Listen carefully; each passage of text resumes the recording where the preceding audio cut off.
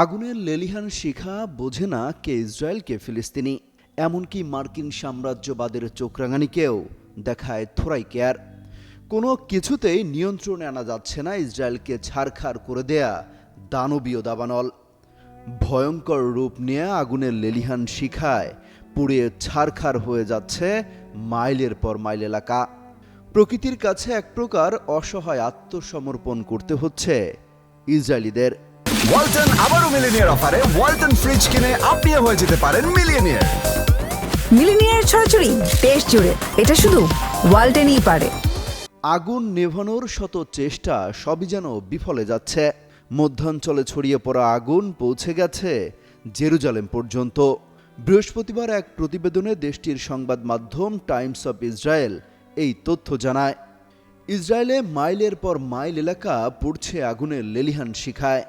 এক সপ্তাহ আগে দেশটির মধ্যাঞ্চলে ছড়িয়ে পড়া দাবানল আরও ভয়াবহ রূপ নিয়েছে।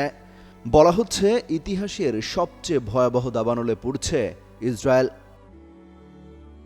শুষ্ক উত্তপ্ত আবহাওয়ার পাশাপাশি বেড়েই চলেছে বাতাসের তীব্রতা, যা ঘন্টায় 90 থেকে 100 কিলোমিটার গতি পর্যন্ত উঠতে পারে বলে পূর্বাভাস দেওয়া হয়েছে।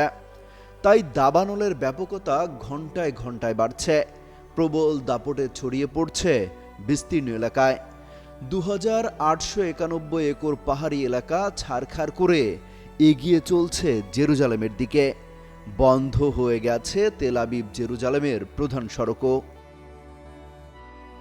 1.5 শতাধিক টিম নিয়েও দাবানল নিয়ন্ত্রণে দিশেহারা পরিস্থিতি বিশ্বের অন্যতম সামরিক শক্তিধর এই দেশটির। সহায়তা চেয়েছে আন্তর্জাতিক মহলের।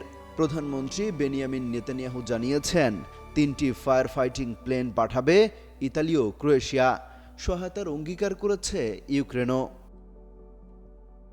ইসরায়েলের জাতীয় নিরাপত্তা বিষয়ক মন্ত্রী বেন গাভির বলেন, 150 ফায়ার ফাইটিং টিমের সাথে উত্তর থেকে স্ট্যান্ডবাই গ্রুপকেও কাজে লাগিয়ে দেওয়া হয়েছে। ফায়ার ফাইটাররা কাজ করছেন, তবে তীব্র বাতাস বাধা হয়ে দাঁড়িয়েছে। ইসরায়েলের মেমোরিয়াল ডে নানা আয়োজনও বাতিল করা হয়েছে এই দাবানলের কারণে। খালি করে ফেলা হয়েছে আশপাশের 10টি লোকালয়। যে কোনো সময় সরে যাওয়ার প্রস্তুতি রাখতে বলা হয়েছে আরও বহু বাসিন্দাকে। বলা হচ্ছে এই আগুন আপনা আপনি না নিভলে পরিস্থিতি আরও ভয়াবহতার দিকে যেতে পারে। অমিত হাসান রবিন, যুগান্তর নিউজ।